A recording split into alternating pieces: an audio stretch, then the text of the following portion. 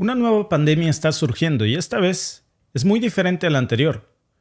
Una que pensábamos que estaba ya superada desde hace mucho. ¿Cuál es su nombre? Te parecerá una información antigua, pero es grave de nuevo. El sarampión.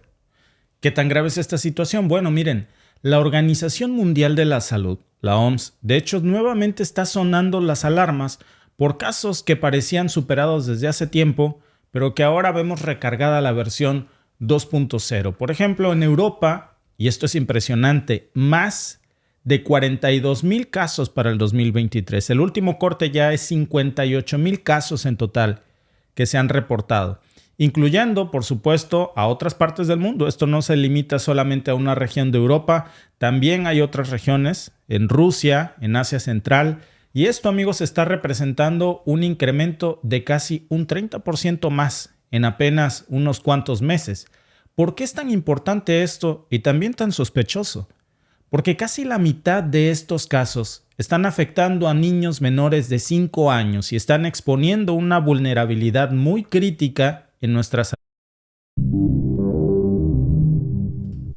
Esto es algo, por cierto, disculpen por comenzar de nuevo ahí, pero esto es algo que incluso la OMS está clamando por una acción rápida. Pero, ¿qué implica realmente esta urgencia?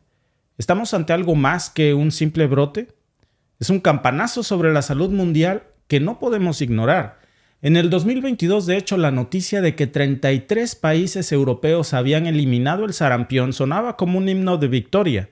Pero ahora se nos anuncia que esta es probablemente la nueva pandemia y también uno de los protagonistas de la nueva bandera que se está utilizando para prevalecer la importancia de obtener las nuevas vacunas. Esa melodía ahora se está desafinando con mucha fragilidad. Y miren, hay una pregunta que es muy crucial aquí. ¿Cuánto nos va a costar mantener ahora al sarampión frenado cuando ya parecía que era un riesgo que se había eliminado del mundo? No me refiero solamente a dólares. Me refiero al precio que vamos a pagar en vidas humanas si fallamos. Pero miren, si tomamos un ejemplo de cómo podemos digerir esto y lo comparamos, por ejemplo, con el COVID-19, que le costó al mundo billones de dólares.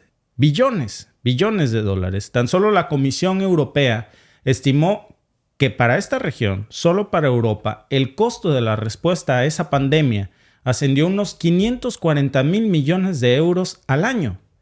¿Y cuánto nos va a costar este nuevo brote misterioso de sarampión en el mundo?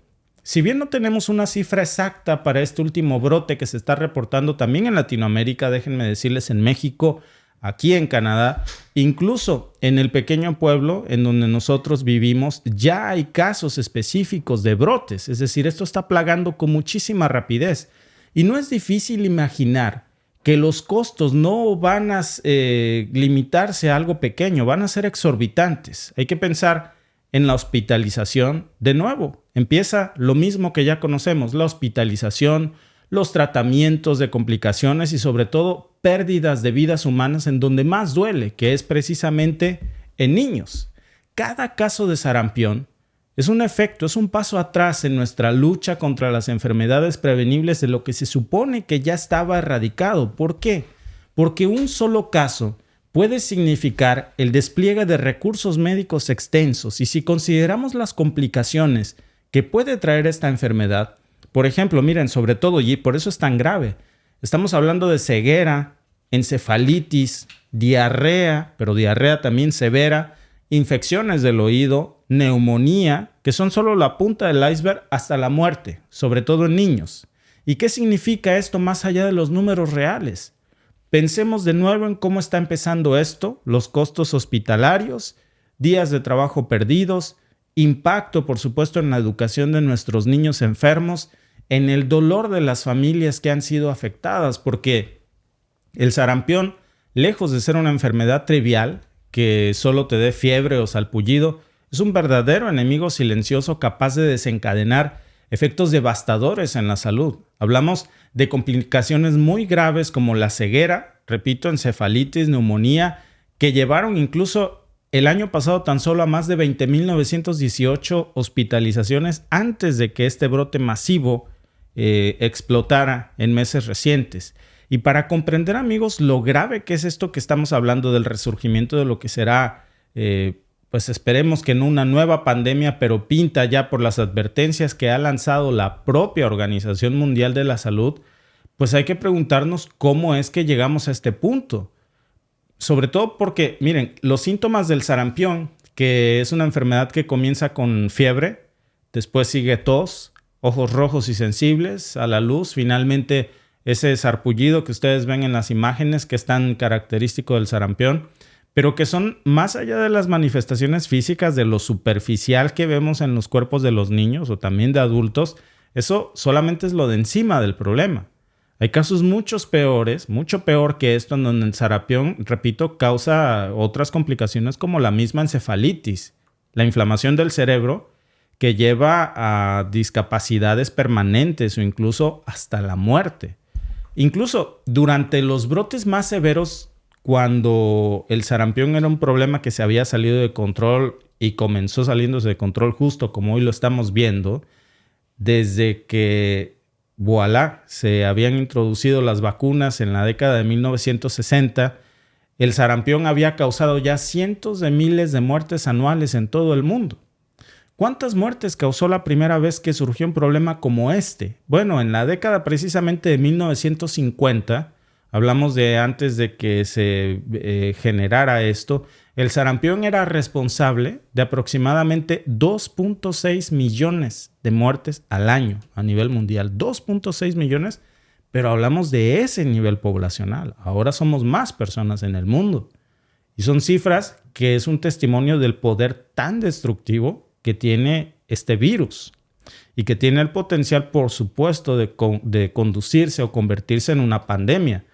Si lo traemos esto al presente y vemos por qué ahora resurgen tantos brotes misteriosos de algo que ya no estaba en el radar del mundo, porque tan solo entre el 2020 y el 2022 hubo un retroceso alarmante en la cobertura del cuidado de los casos de sarampión. Estamos hablando de más de 1.8 millones de bebés en Europa que no fueron vacunados contra el sarampión. Y ahí comenzó el primer problema. Después, el sistema inmune bajo, la alta exposición. Y todo esto, si lo juntamos, por cierto, con el tema de la pandemia del COVID-19, jugó un papel crucial porque los sistemas de salud se vieron saturados, las rutinas normales se interrumpieron del cuidado de la salud para otras cosas que no fueran COVID. Y hay otro factor muy importante en juego, muy importante. El escepticismo y el rechazo a todas las vacunas en general que provocó el mismo COVID. Porque después de la pandemia surgió un brote de desconfianza hacia las vacunas que se hizo todavía más grande y básicamente las plataformas jugaron un papel crucial en esto. Son responsables de esto. ¿Saben por qué? Por la desinformación creada precisamente por el cerco informativo que nos pusieron en redes sociales. Porque nos pusieron un bozal, y no me refiero a la mascarilla, me refiero a la censura y a la prohibición de discutir abiertamente sobre el tema de las vacunas. Y eso, amigos, no hizo más que aumentar las dudas y los temores del público, que hoy presentan un rechazo mayor a todo tipo de vacunas en general, incluyendo el sarampión. ¿Qué ocultaban realmente o qué intentaban proteger cuando se impuso esta censura tan estricta? Porque la pregunta se convirtió finalmente, amigos, en algo que llevó a una disminución en las tasas de vacunación. Fíjense la ironía de esto, que es enorme. En un intento por controlar la narrativa, por controlar lo que las personas dijeran públicamente, por supuestamente proteger la salud pública, el efecto que causaron las redes sociales en muchos casos fue el opuesto. Ese bozal informativo, esa falta de claridad creó un terreno fértil para las teorías de todo tipo, para la desinformación de todo tipo, que se alimentó por una crisis de confianza que afectó directamente a todos los esquemas de cuidado de la salud, incluyendo el sarampión. Y si a eso sumamos también las bajas defensas que nos originaron el desinfectarnos las manos cada 5 minutos, quedarnos en casa, aislarnos del mundo y de todo tipo de virus, pues entonces hablamos de cómo precisamente la transmisión del sarampión pues se disparó. Se disparó después, entre otras cosas, de varias de estas medidas que se originaron con la pandemia, incluso en países donde ya se había eliminado el sarampión por completo. Y ahora estamos frente al riesgo de una nueva pandemia por donde menos se pensaba que pudiera haber. Y para mantener a raya esta enfermedad hoy se necesita regresar al cuidado de la salud y a donde en algún punto se había logrado ya erradicar este peligro, Alba, que hoy vuelve a resurgir en el mundo. Así es, veo por ahí muchos que dicen, no, pues que va el rechazo a las vacunas, que en algunos lugares la gente sí se sigue vacunando, pero desafortunadamente en otros lugares no, sobre todo en regiones en donde no son obligatorios los cuadros de vacunación básicos para que los niños puedan ir a la escuela. Entonces, si no son obligatorios o hay una ley más flexible, la gente decide no poner esas vacunas y es ahí donde empiezan a surgir los brotes. Luego también veo que dicen, no, pero es que no acusen a las redes sociales. Es que hay de todo tipo de redes sociales. Podemos utilizar las redes sociales. Las redes sociales siempre han sido un arma de doble filo. Sí.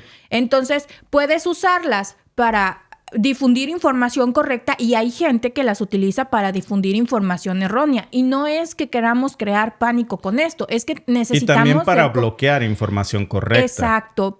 Si algo hemos aprendido después de lo que pasó hace unos años, es que bloqueaban mucha información que era muy útil y que era muy buena. Y realmente lo que estaba pasando, eso lo bloqueaban y información que no era fidedigna, esa la estaban dejando pasar. Parece, Alba, que hay un interés fuertísimo de proteger en este orden. Primero la industria farmacéutica y después al sistema de salud mundial. O sea, tanto que todas las plataformas, desde Facebook hasta YouTube, por ejemplo, desde el año pasado nos dio una advertencia. Quien se meta a opinar en temas que pongan en tela de juicio lo que diga la OMS, canal censurado. Olvídense que tienen canal. Básicamente, eso fue el tipo de censura que escaló. ¿Por qué de nuevo se está preparando este terreno? No solamente para la OMS. ¿Quiénes son los grandes benefactores de la OMS? ¿Quién aporta más dinero a la OMS? Pfizer, AstraZeneca. O sea, hablamos de la industria farmacéutica que no tiene más que escribir un speech, un discurso, pasárselo a la OMS para que lo lea y entonces no puedes contradecir eso porque tienes una censura. Cuando, sobre todo, las personas que tienen conocimiento médico, los doctores tendrían el derecho, los especialistas, a salir y opinar. Es importante conocer, por ejemplo, la opinión de un cardiólogo, de un virólogo y que salga en redes sociales una persona experta y opine por tal o cual. Muchas veces este tipo de... Veo hoy, por ejemplo, Alba, y no me voy a meter en el tema de discutir si es cierto o no es cierto. Solamente les digo lo que está circulando en redes sociales y en los medios tradicionales de comunicación, que dicen precisamente en varias de las notas que ustedes van a encontrar que el 80% de los niños que obtuvieron la vacuna... Alba, o sea, yo no me voy a meter a discutir esto, pero ya me parece como un No podemos opinar más, amigos. Me reservo mi comentario. Ustedes ya saben que voy a opinar. Los que me conocen pues es ya que saben. No puedes opinar precisamente porque ya hay una advertencia de que si opinas en contra de eso... Y es que no tiene nada que ver, Alba, cuando empezamos a revolver temas del COVID nada con tiene el sarampión. Que ver la diarrea con no sé, con... La calistenia con la gimnasia. O sea, nada tiene que ver una cosa con la otra. Pero bueno, pues ellos sabrán y vamos a decir que sí, ¿verdad? Que me digan, en la gente que obtuvo la vacuna del sarampión... No, ten mucho cuidado porque nos acaban de quitar un strike hace 3 semanas y no vamos por otro, eso ¿verdad? no voy a tocar ese tema. Nada más que nos dijeran, no, es que la gente que obtuvo la vacuna del sarampión en su cuadro básico cuando eran niños pequeños, en los años, no sé, 70s, 80s, 90s, ellos no están cubiertos de esto, o la gente que obtuvo la... O sea, algo más creíble, ¿no? De hecho, algo que puedas decir, es que es lo que dicen los sistemas de vacunación, ¿no? Es lo que te dicen los doctores. Ok, esa parte te la creo, pero que Bueno, no podemos opinar sobre eso. No es esta la plataforma para este tipo de discusiones porque queremos seguir con ustedes un buen ratito, ¿verdad? Pero sí nos parece, Alba, que hoy lo que es cierto es que el sarampión es real, que es un brote que está proliferando. Que a ver, curiosamente, Alba, las vacunas han salvado millones de vidas. O sea, eso hay que decirlo. Claro. Desde antes de que estuviera el COVID.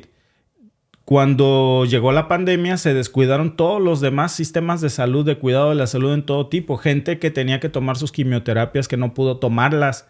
Irónicamente, Alba, porque se quitaba el espacio para dar quimios, para atender otros. O sea, hubo situaciones terribles y estamos viendo también este tema de estos brotes, Alba. No, y es que realmente, miren, la información que les estamos dando... ¿Aquí en el pueblo ya hay? Aquí en el pueblo ya hay.